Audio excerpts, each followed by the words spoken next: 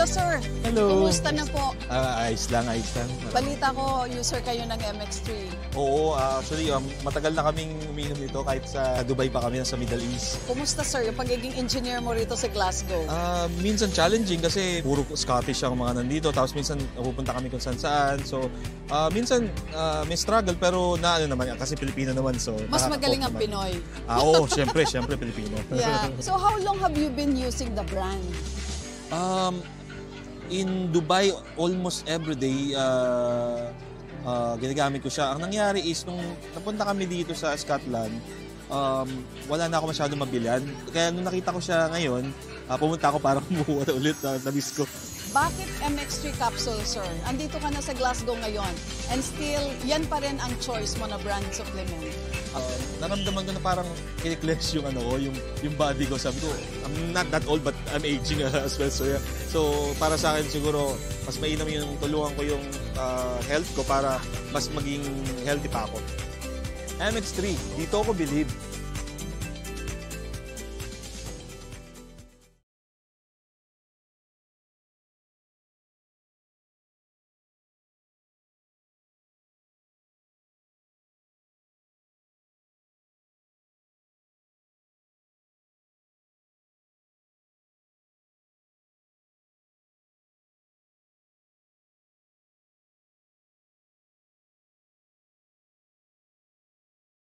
Ang 106.7 Energy FM at ang programang Believable Stories ay hindi responsable sa mga opinyon o kwento na ibabahagi ng ating panauhin. Ang mga ito ay personal na pananaw at karanasan ng panauhin at hindi sumasalamin sa paninindigan ng estasyon o ng programa.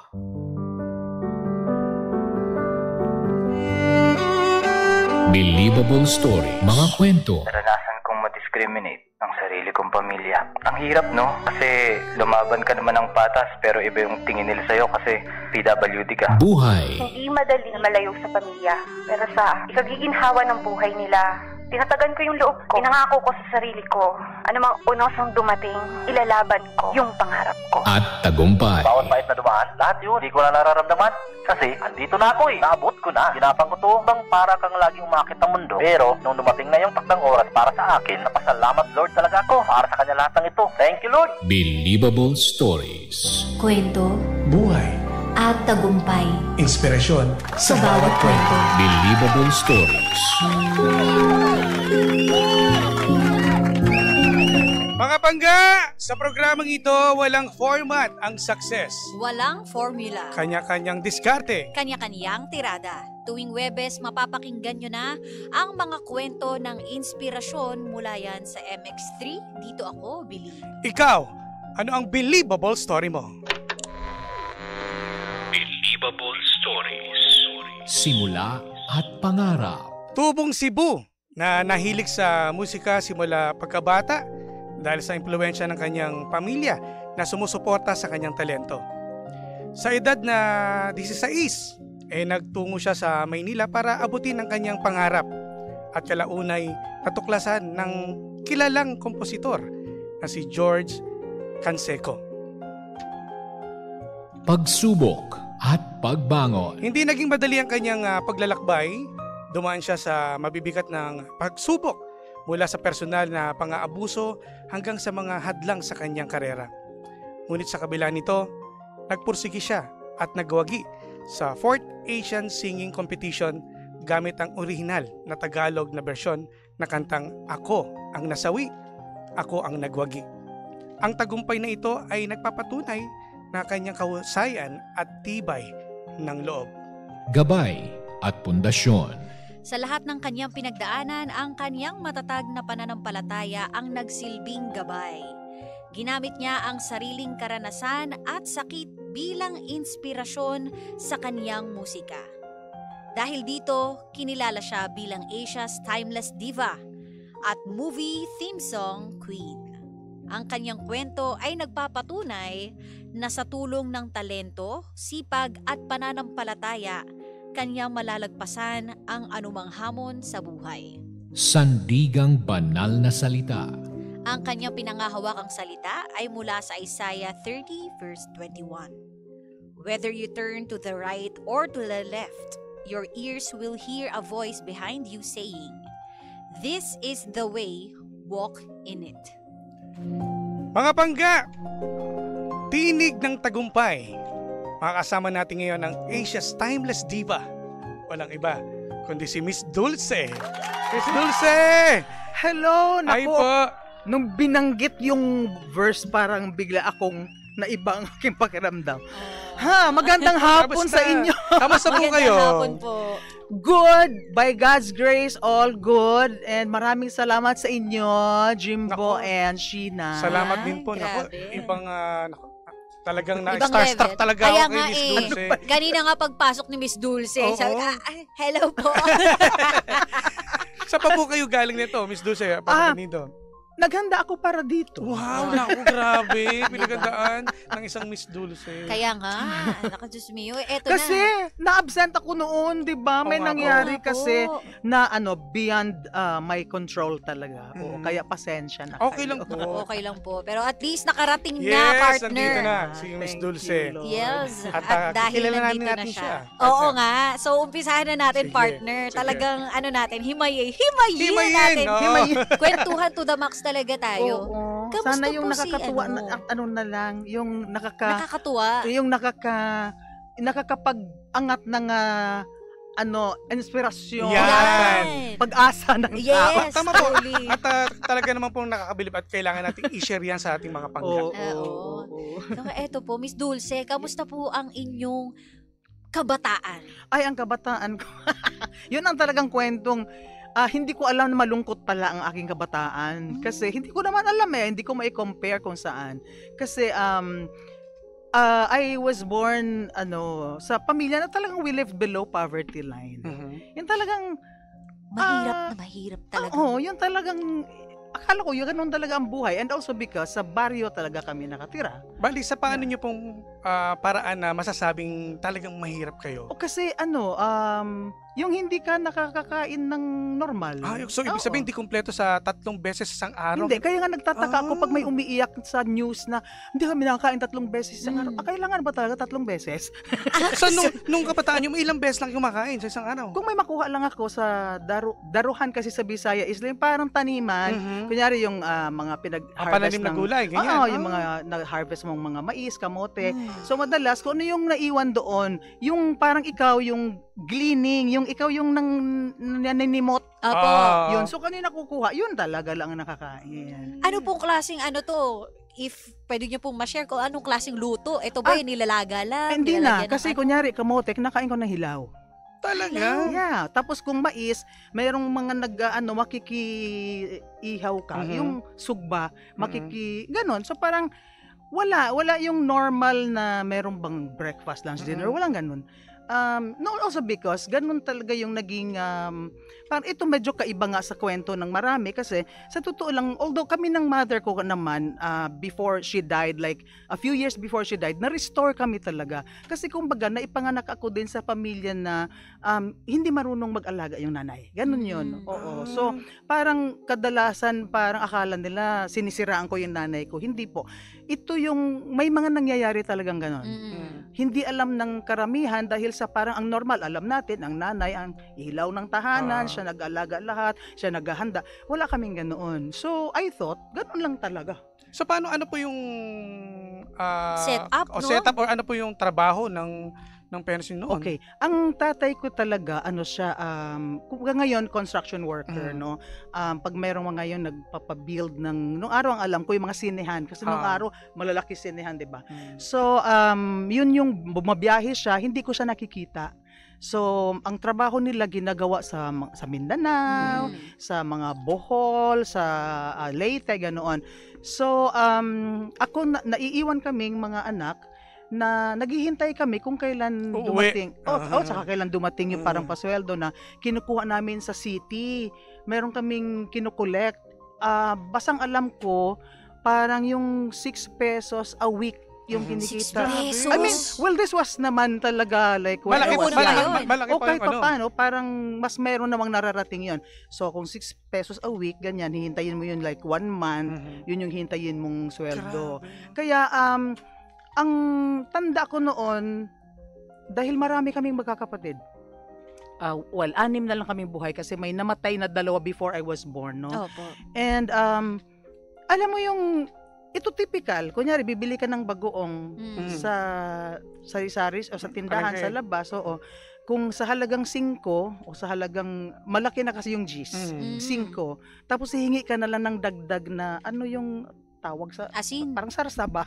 Sarsa. Toyo, Yung ganyan. sabaw ng bagoong. Okay. Oo. Parang pinagpigaan siguro ng bagoong. Yes, yung ganon. Dadagdag para hingi ka nagdag nun para sa kanin. Ang kanin namin mais eh. Oo, tapos ang mangyayari because meron akong younger siblings, younger brother and sister, mas kumbaga yung part ko na may laman na bagoong, ibibigay ko sa kanila. Ganon, yung ganong klase. Tapos ayo yung sarsa ng bagoong sa'yo. Sasabaw nyo lang dun sa ano. Parang yung bagoong balaya na walang laman. Ganyan. Aba. Oo. But that was a normal thing. Parang later on na lang, syempre, nung na medyo namulat ka na sa... Actually, napunta na lang ako ng Manila, saka ko lang nalaman, ay ganun pala yun. Na dapat pala inaalagaan ka, mayroong pagkain sa iyo. But iba iba yung So yun nakasanayan nyo. Oo. Yeah, yun ang Kinalakihan nakasanayan. nyo At saka, ganun din kasi sila. Kumbaga, kung ano lang din yung natutunan nila sa parents nila. Yun ang Ganun lang normal talaga. sa kanila. Yes. Kasi later on, when I came to question, bakit kami ganun? Pero nung tumanda ka na, nakita mo talaga na meron talagang pinanggagalingan ng lahat. Kung Like, na-realize mo na, Yeah, ito ma-realize pala yun. mo. Kaya nga sabi ko, I praise the Lord because kahit na matagal kami nagkagalit ng nanay ko, yung towards the last few years of her life, kasi actually may darkness na story sa buhay namin, and kaya hindi kami nagkakasundo, laging may away talaga. But when I surrendered my life to the Lord, kasi una ang nanay ko nag-surrender sa Lord noong pinapadala niya ako ng mga Bible tracts, tinatapon ko kasi parang dadalhin mo ko dyan sa Diyos mo ikaw nga, pinapatay mo ko kasi nga she's very violent. Sa paano pamaraan? Pinapalo kayo? Ganyan? Hindi lang palo, tatargetin ako ng gunting. Ay, talaga? Talagang bugbog. Yeah, at saka yung palo niya kasi nga sabi ko, ito actually na-share ko na to ng maraming beses na ang mother ko nagkaroon siya ng parang, alam mo yun, agreement with darkness. And then, Okay. 'di ba, kung alam natin sa biblically, meron talagang mga story na katulad ng parang, 'di ba, ang diablo humihingi ng dugo. Parang kunyari ako, kung sasaktan niya ako, hindi siya titigil lang hindi ako dumugo. Pero hindi siya aware. So, Oo. may tawag din, parang blood. Parang blood sacrifice. Oh, yung blood sacrifice. So, parang unti-unti habang tumatanda ka, mas nako-confirm talaga sa'yo na meron talagang ganoong darkness, mayroon talagang gawa ang Nag-exist pala kaaway. talaga yun. Yes, kasi it happened to me, happened to my family. Kailan nga lang yung sister ko, eldest sister ko, kinonfirm niya na when it happened pa nga noon na yung ang tatay ko ay tatagpasin ng nanay ko ng itakang ulo. Dumugo, hindi na inabot, pero dumugo siya. Natandaan ng ate ko. So nung dumugo, naglambing ang nanay ko sa kanya na kargahin mo ako, ikarga sa likod, ganoon. So nadugtong ko na yung mga dinanas ko na noong pag pinalo ako ng yantok, ng kung ano-ano, pag nadugo na, nakita niya, nasa shock din siya. Oo, bigla na siya nagigising. Kaya sabi ko, syempre, nung natutunan ko na magbasa ng salita ng Diyos, kung ano yung mga ginagawa ng kaaway, no, na yun na nga, yung mga naririnig mo yung kwento about blood sacrifice, sabi ko, so ito yun. Kasi, bakit na parang natatauhan din siya parang nawawala siya sa sarili.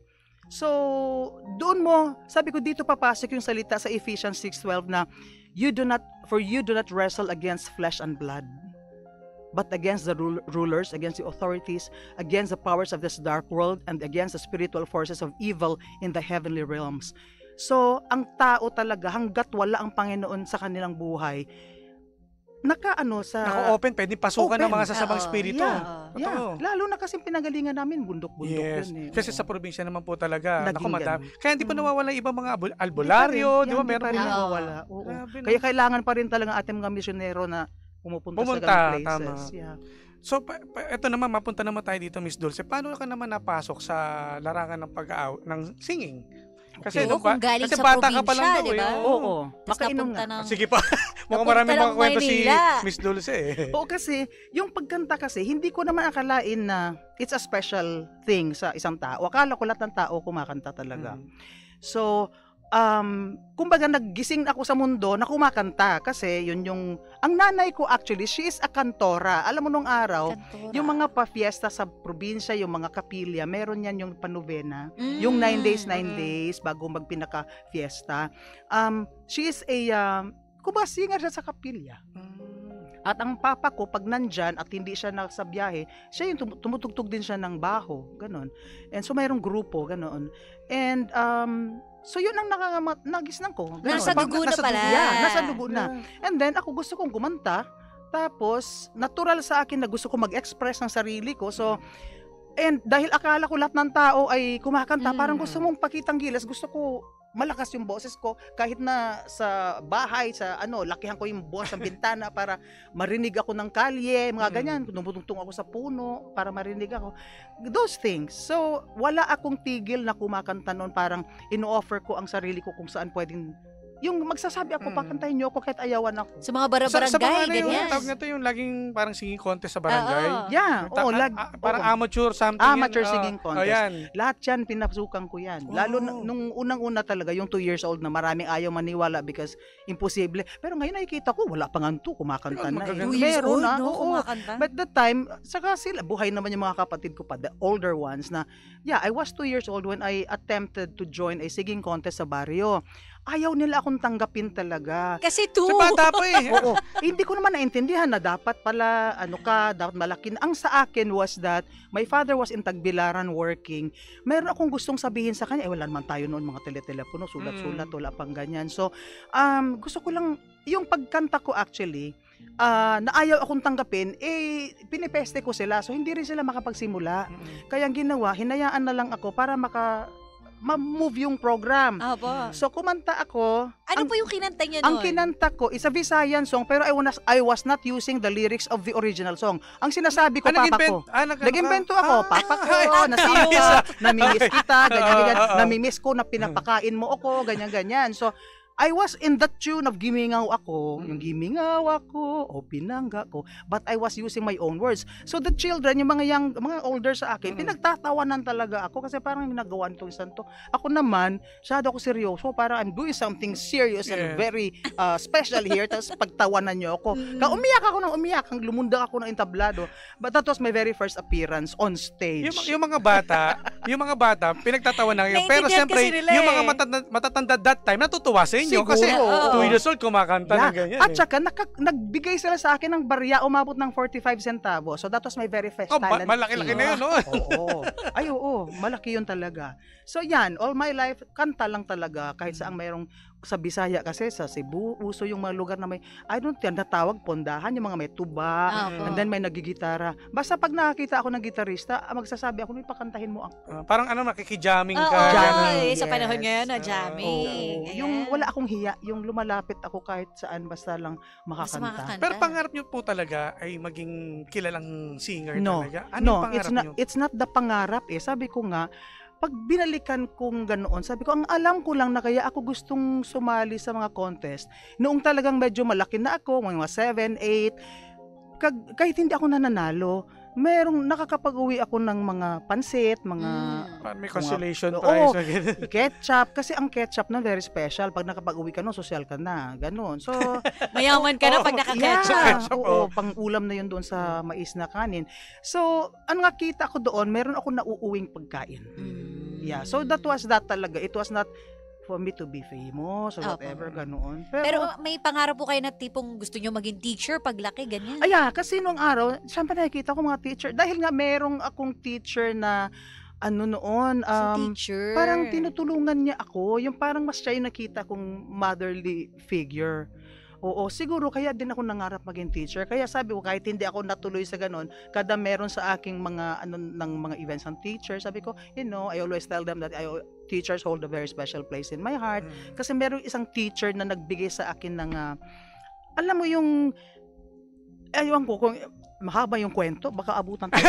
Anyway, shortcut nyo na lang. Shortcut ko na lang. Basta parang, kasi nung gagraduate ako, kasi umabot naman ako ng grade 6. I mean, nag-graduate ako ng grade 6. Wala nga lang akong diploma kasi hindi ko natubos. Okay. Yung teacher ko, sabi ko siguro sa awa niya sa akin dahil nga hindi ko afford bumili ng tela para sa damit na buo, yung long sleeve, hanggang tuhod, ganyan. Nakabili kami ng nanay ko ng tela sa Retaso, yung mga nasa labas ng box sa labas ng tindahan. Hindi talaga siya kasya. So, mama ko mananahi, marunong manahi. So, micro mini ang damit ko. Tapos ginawa niya ng Maikli. bloomer. Sabi ko parang, di ba nakakahiya kung dapat gayla, dress, gano'n. So, ang nangyari, sabi ko itong teacher ko, siguro, nung tumanda na ako, naisip ko, siguro naawa sa akin, kunyari lang pinagsayaw-sayaw niya ako ng balay-balay para lang makalusot, mayroong reason na gano'n yung damit ko. Kasi mapapahiya talaga ako. Kasi maikli. Maliit. Tapos, so, sabi ko, yung teacher ko na yon, sabi ko, parang very precious sa akin yung memory na yon na how she treated me, how she would always help me. So, yun, may mga tao talaga sa paligid papadala ang Panginoon na ma-inspire ka, tulungan ka niya. Ayun, teacher pala ang pangarap ni Miss Dulce. Oo. So ito na po, nung sumasali kayo ng mga singing contest, sa probinsya po ba kayo na-discover or sa Manila na po? Sa Cebu, pumunta kasi ako sa isang TV station. Kumatok ako doon sa isang opisina na yung Etchos lang. Yung, I don't know if Etchos you've heard lang. of Husto before kasi. It's a very famous figure noon. And nagkaroon siya ng TV show sa Cebu. And then, humingi ako ng tulong nangutang ako ng pamasahe. Pumunta ako doon sa 10th floor ng building na yon. Kumatok ako doon sa office na may nagbukas sa akin na ganyan. Sabi ko, gusto kong sumali doon kakanta ako doon sa TV show. Ganon kalakas ang loob. Casual lang no? Oo, ganon. Yung ganon kalakas ang loob. Tapos sabi niya, hindi ka pwede kasi pangit ka. Yung sa Bisaya, dili ka mahimo kay bati kag naong. Yung pangit. So, sinara ang pintong ganon. Sabi ko, hindi ko naman alam na pangit ako or what. Basta, nung sinara niya ang pinto, hindi pa rin ako uuwi. Kasi ang layo ng binyahe ko, no? Namasahe pa ako. Tapos, iniisip ko, pag tanghali ito, lalabas ito mga to, kakain to eh. So, sinurvey ko yung... Inalam niyo talaga. Sinurvey ko yung 10th floor ng building. Merong isang kantin. Iisa lang yung kantin. Tapos, isa lang yung pinto. So, ang ginawa ko, inabangan ko doon. Magaling. Kasi tanghalian eh. So nakita ko, pumasok doon yung mismong host ng show na si JJ, si Husto. Siya yung Etchos lang, ganyan. Tapos, ang ginawa ko, dahil yung Combancheros, yung tatlo na gitarista na tumutugtog, kasi show niya is daytime, no? Sabi ko, Noy, pwedeng tugtugan niyo ako. Nakiusap ako. So tumugtog. Tapos ginawa ko, hinarangan ko yung pinto. Kumanta ako, lakas. Ay! Oo. Grabe. And then, lumabas yung host. Lumabas siya. Natuwa siya sa akin. So sabi niya, gusto niya, ganyan. Sabi ko, gusto ko pong kumanta sa show mo. Sabi niya doon sa assistant niya na nagsara sa akin ng pinto. Niya, ayusin, gawan ng ganyan. And then, pangit ng buhok, ang pangit ng ganyan. Sabi, ayusin ang buhok, ganun. Walang damit. Yung damit niya na, mga polo niya na long sleeves, yun ay pinapasuot sa akin. Tatalian na lang para may bewang. Binigyan, that time, bali, ang talent fee ko ay piso every week. Every Sabado, oo. Kasi G's lang naman noon ng jeep. Basta yung piso dati, malaking... Marami na Marami ka na mabibili. Kabili ka ng pandesal na G's din. Oo. So, yun, yung mga ganong laban, talagang hindi siya nagiging sa akin na, dapat mahiya ba ako? Atras ko? Hindi ako maatras. I don't take no for an answer. And that person na umayaw sa akin, later on, naging siya yung parang una kong naging mentor.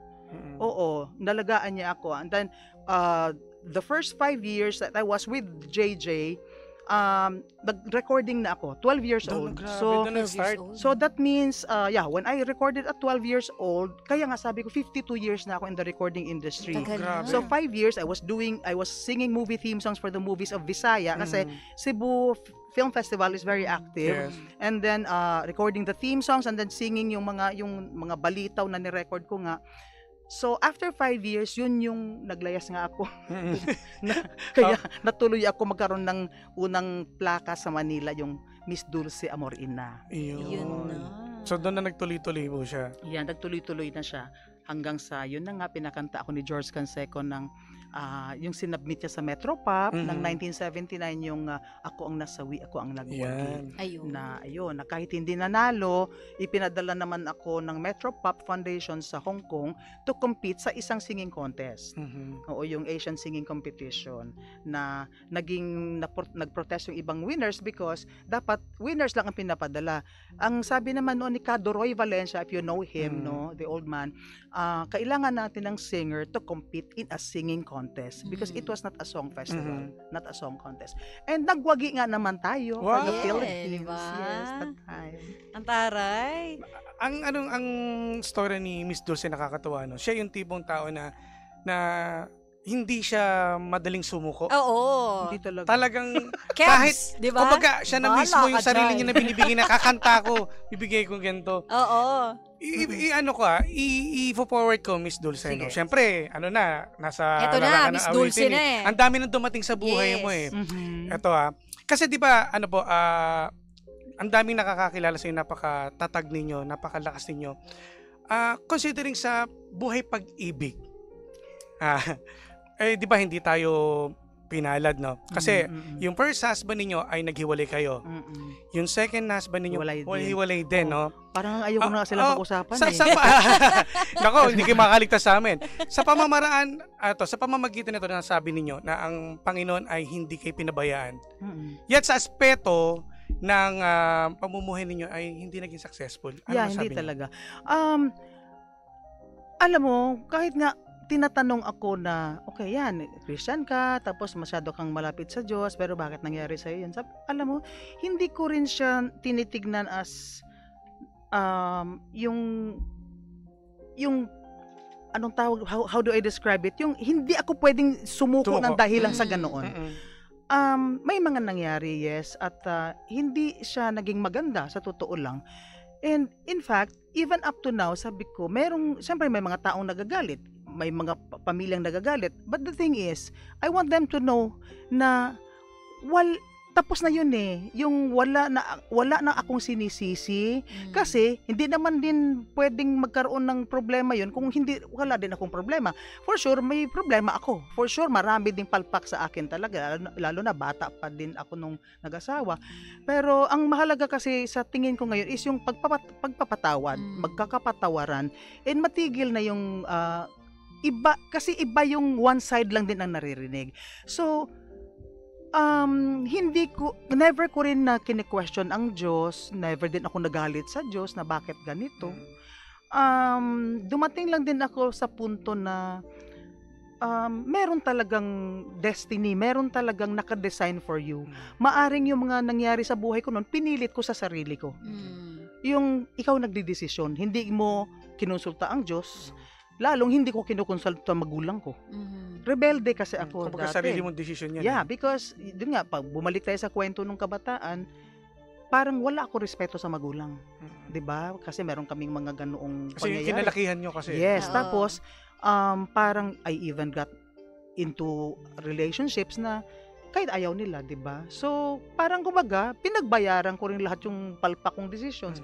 I mean, there were wrong decisions. There were wrong choices.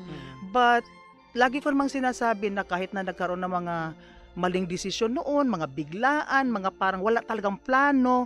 Nung araw parang hindi tulad ngayon na merong planuhin mo, ano bang future, ano ba yung mapapangasawa mo. Noon wala eh, parang jump lang. Parang strikes anywhere. Diba? Ganun nangyari. Ganun ang nangyari. But sabi ko, ang tinitignan ko na lang talaga is that, the Lord is gracious. Kahit na ganun yung mga nangyari sa naging relationship ko, binigyan niya ako ng mga anak. So I praise God for them because ang nakikita ko nga, alam mo kung ano yung binigay ng Lord sa akin na gift, binigay din sa kanila eh. And I really believe this na they will even do more and they will do better than me talaga. Sa inyo po, ano po yung pinaka-konsepto ng pagpapatawad? Pagpapatawad, okay. Unang-una naman talaga, sabi ko, even before na, kung hindi natin naintindihan yung pagpapatawad ng Diyos, sa palagay mo ba makakapagpatawad ka? Parang hindi eh. Mahirap magpatawad kasi syempre, ang lagi mong nakikita yung sarili na sinaktan ka, at saka kahit na may mali ka rin, always ang titingnan natin, siyang mali.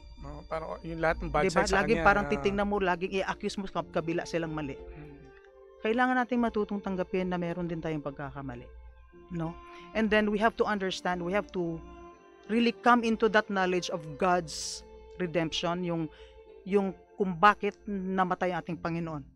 Para tayo ba patawad? Para tayo ba kuha muli sa clutches ng enemy? And of course, I believe that I only understood forgiveness when I came to know that the Lord has forgiven me.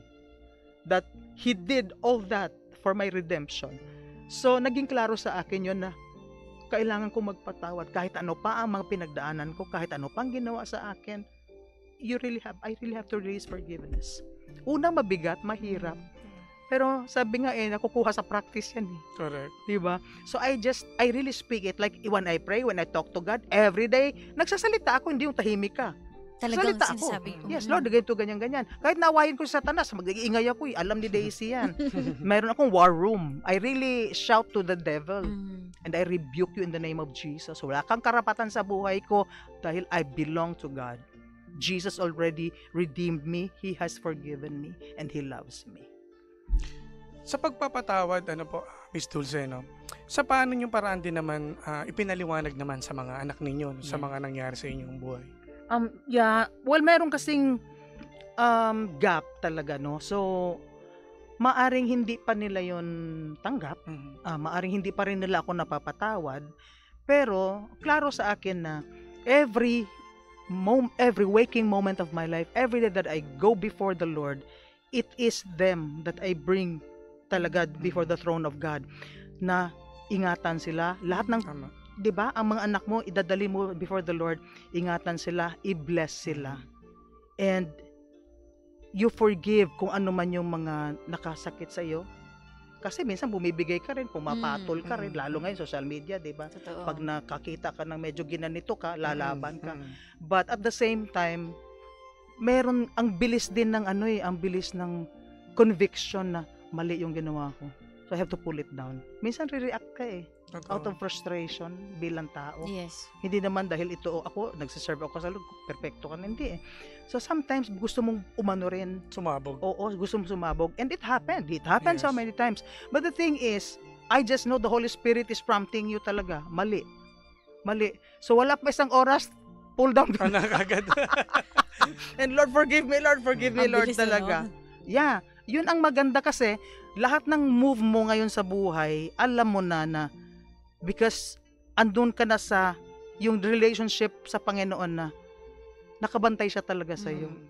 Kasi kung nasulat ko, hindi ako nag-ask sa Lord, 'di ba? Dahil galit ako Yes. Pero yung lahat ng bagay na inilalagak muna sa Kanya, every day kung ano yung kailangan mo sabihin sa Kanya, lahat naaayos Tama. Yeah, kasi kahit na nung araw, lalo na sa industry, sa trabaho din namin, di ba, na parang kulang ang oras. Lalong nauubos ang oras kapag ganun ang ginagawa. But when I came to that point already of really giving my first hour to the Lord and reading the Word and really just talking to Him, doon mo makikita na lahat pala ng gagawin mo sa buong araw na yan, buong maghapon, na ipupwesto siya. Planado. Di ba? Parang ang layo Ibang-iba naaayos naman pala. Naaayos, oo. Naaayos pala. Unahin mo lang siya. I mean, that's what I learned.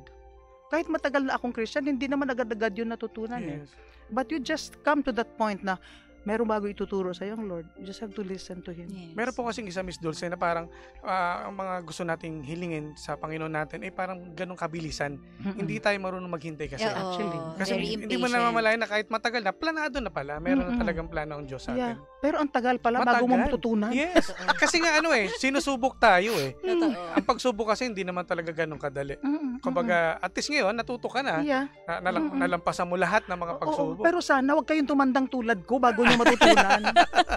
Kasi sabi ko, Lord, bakit naman kasi ngayon lang? Matigas pala ulo ko.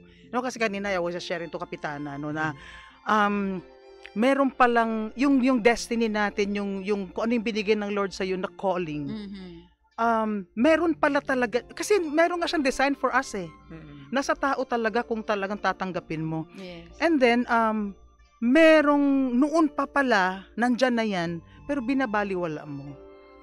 Hanggang sa may mga dumarating na kung ano-ano mga dilubyo sa buhay mo, and then biglang maisip mo ganun. So every stumble, merong lalabas na ito kasi talaga yun. Ito yung susundin mo.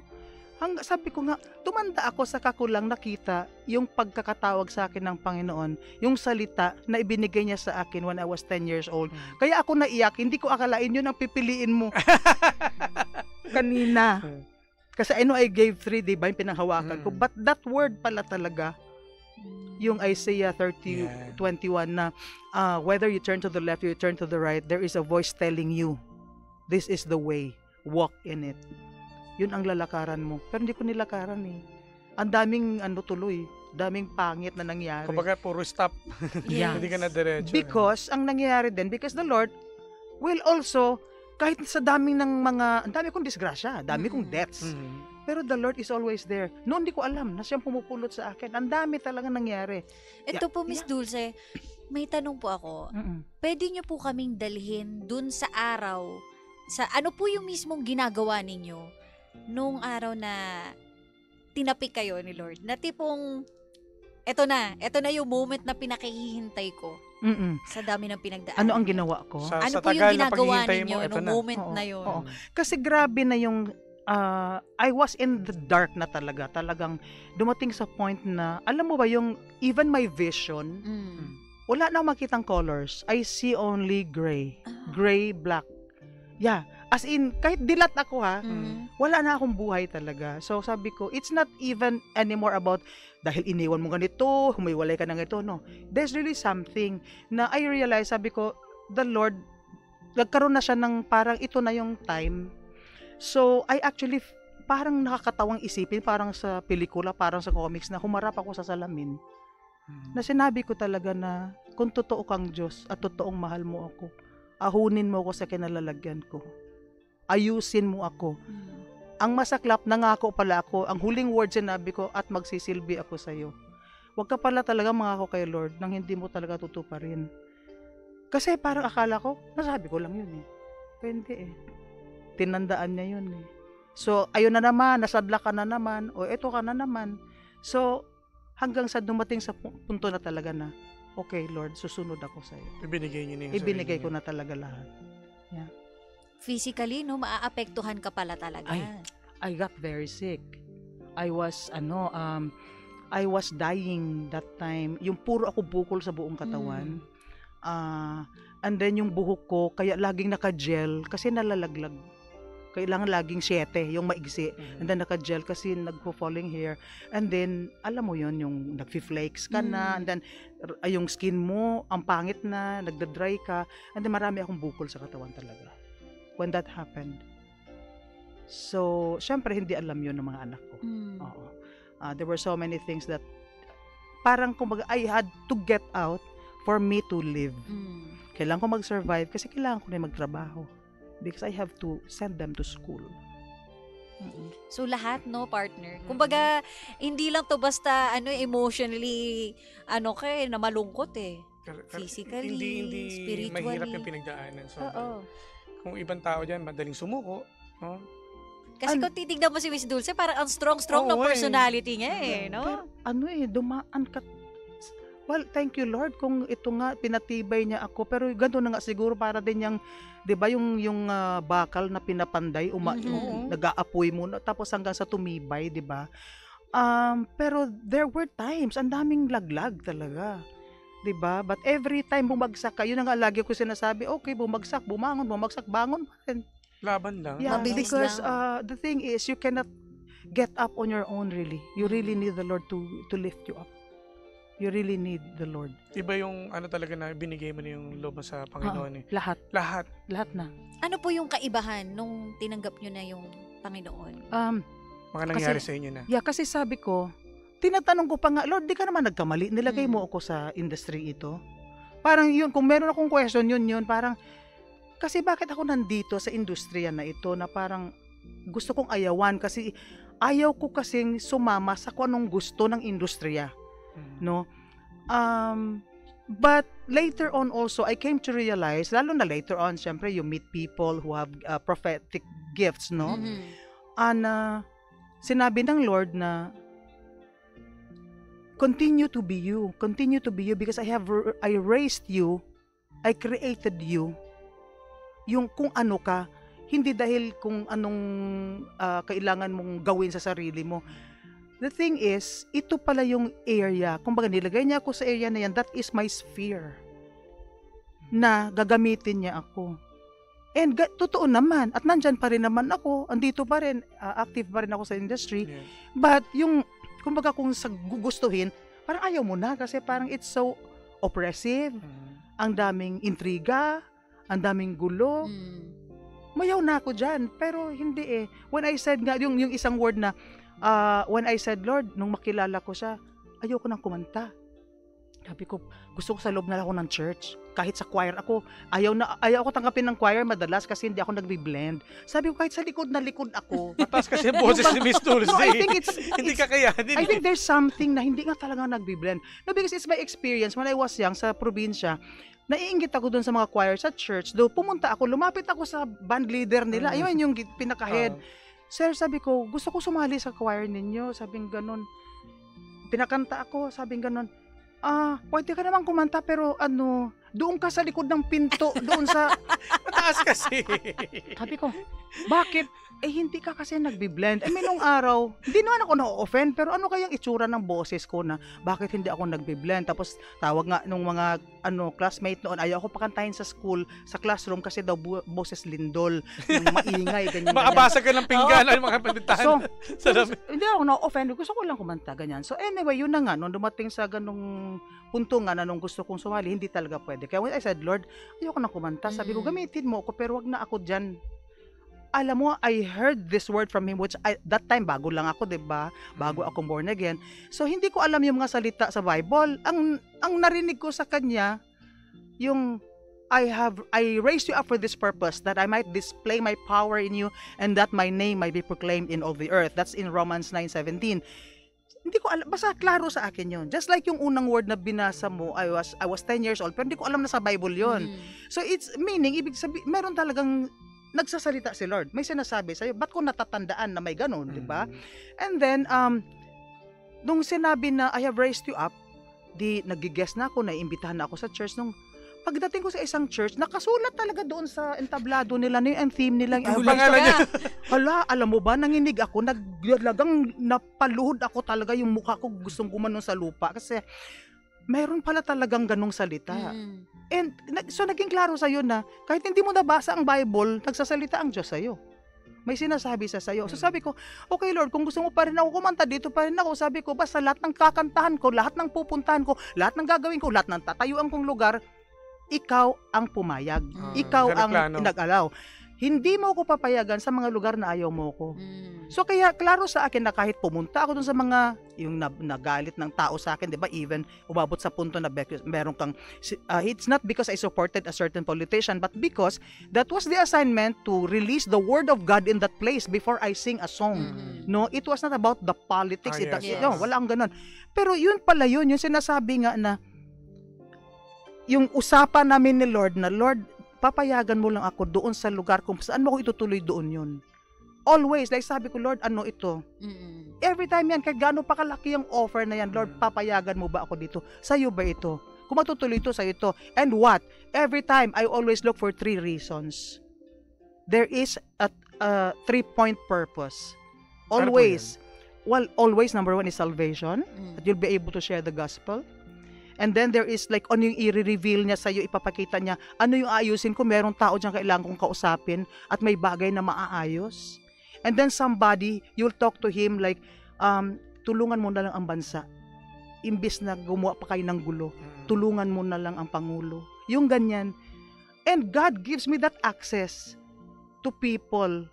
They ask me to sing, diba? They even pay you to go there. But always, there is a purpose. Sabi ko, Lord, if I'm here, anong reason? Anong purpose? So He gives me always I go for, it's always 3. Laging meron 3 rason. Oo, but always for that good purpose talaga. Always salvation, always the word of God, always for the best talaga. Kasi I really pray for the country talaga, and that's every day also in my life. Diba? Yun. Isusuko mo muna lahat at bahala ka magdesisyon. You allow the Lord to just put everything, ano yung dapat mong gawin. Yeah. Ano po yung mensahe ninyo sa mga katulad nyo po ng pinagdaanan? You know, kung on our own kasi talaga, wala tayong kakayahan talaga.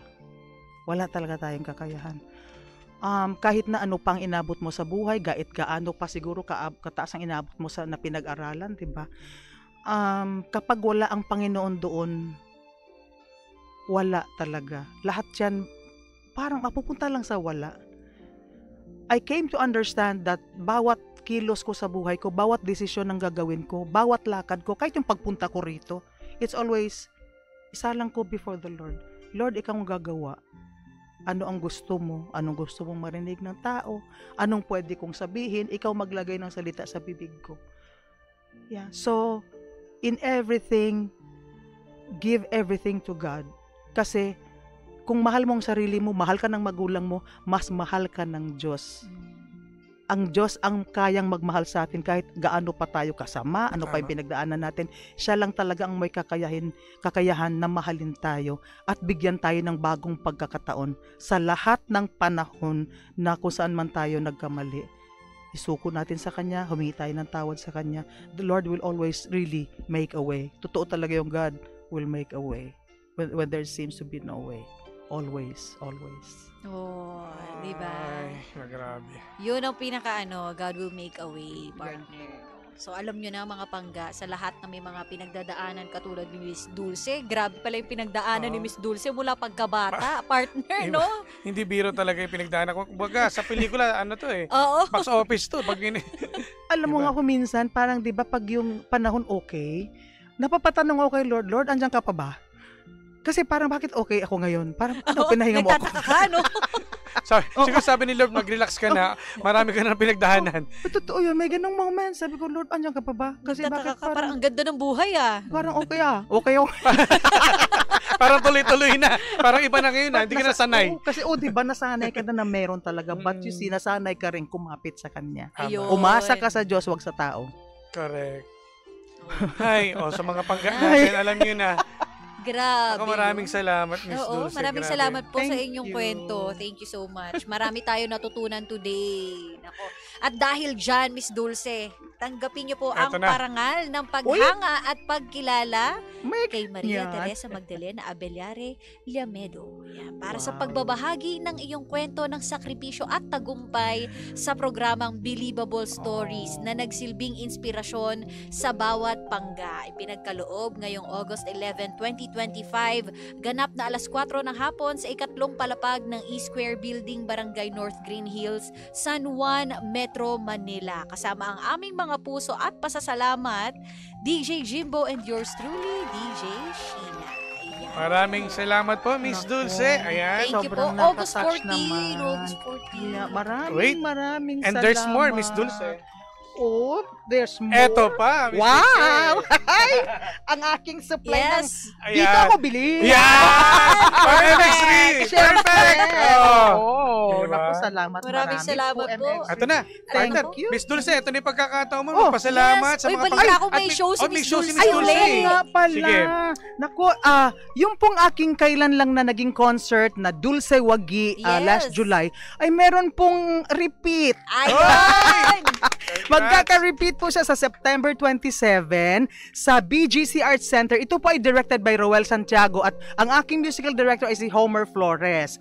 And nagpapasalamat po ako sa lahat ng mga nanood noong July 12 and 13 at ngayon pa lang po magpapasalamat na ako doon sa mga bibili ng ticket at manonood sa September 27. Marami yan. Marami. Thank you so much. Thank you so much po sa inyo. At pagpalain tayong lahat ng ating Panginoong Diyos. Yan. Maraming salamat Naku. po, Miss Dulce. Baka po may gusto kayong i-promote Shout na out sa shout mga out. Yes, kaibigan yung niyo mga Facebook nanonood. Ay, page oo! niyo po. Nako, lahat ng mga nandyan, lalo na yung aking mga ka-charity partners. Well, actually nga, meron ding September 8 na charity Sige show po. kaming gagawin sa Bacolod. Si Token Lizares, kasama namin si Jex De Castro, The Rhythm and Babes, tapos yung daughter ko si Jemima Cruzata. Ano po ito, lahat ng ginagawa namin, kung kasama ko itong si Charity Diva na si Token, it's always a fundraising to help may mga madre na mga iba-ibang congregation na nag-aalaga ng mga may sakit, Okay. na yung kinukuha nila yung mga talagang wala nang na tumitingin na mga may sakit. Napabayaan na. Yeah, no? napabayaan na. And we do this like I think 3 to 4 times a year na ganito para makapaglikom kami ng para sa ganon Pantulong, sa mga gamot at saka nakapagpatayo talaga ng center Ay, wow. na inaayos ng mga madre. So maraming salamat po sa hanggang ngayon tumutulong sila si Terry Larazabal, si Patty Cuecong at si Adela at Nixon. Maraming salamat sa inyo. Sa mga gawain namin, meron din kaming revival mission sa church namin. Yung ito naman si Daisy, yung assistant ko, sila yung pumupunta kasi ayaw na nila akong payagang itong T4 na ako na sumasakay sa bangka at pumupunta doon sa mga isla at kasi ang revival mission naman, meron kaming fundraising ngayon para sa pampaaral naman ng mga bata. Oo, dumadalo sa mga dumagat, sa mga sa ating mga indigenous peoples. Ayun. Okay. Yeah. Hindi busy si Miss Dulce ngayon. Hindi masyado, no? Hindi, oo. Okay. Salamat, Miss Dulce. Thank you po Thank you again. again. So Babalik pa kayo. Jimbo and Sheena, salamat. Thank you po. Thank you po. Salamat. Ay, Energy nako, FM. grabe, no? Sa mga panggapo natin dyan, na talagang napatulala. Ako, na-starstruck ako kay Miss Dulce. Hanggang ngayon, pinagpawisan yung kilikili ko. Ganito pa ako. But anyway, syempre, sa programang ito, partner, ay talaga naman, walang format ang success. Walang formula. Kanya-kanyang diskarte. Kanya-kanyang tirada. Tandaan, kada Webes po, mapapakinggan nyo na ang mga kwento ng inspirasyon. Dito lang po yan sa Believable Stories. Hatid sa atin ng MX3. Dito ako, Believe. Ikaw, ano ang believable story mo? Believable Story. At yung mga pa-shoutout natin, partner, Yes, mamaya na. mamaya. Sige, mamaya, babalikan natin sila. Maraming umiyak sa ating Facebook Live. Kaya nga Ang dami nakarelate, Miss Dulce. Mamaya, Sige, no? mamaya. batiin natin yung mga yan Correct. sa ating pagbabalik. Kaya naman, chill lang kayo at tutok lang. Kasama nyo pa rin po nag-iisang pabebot na si Sheena. At ang inyong Jimbolicious DJ na si Jimbo. Dito lang yan sa programang Believable Stories na Same pero iba. We are number 106.7 Energy FM. Bangga, kung sabing radyo, sabihin mo! Jim Shi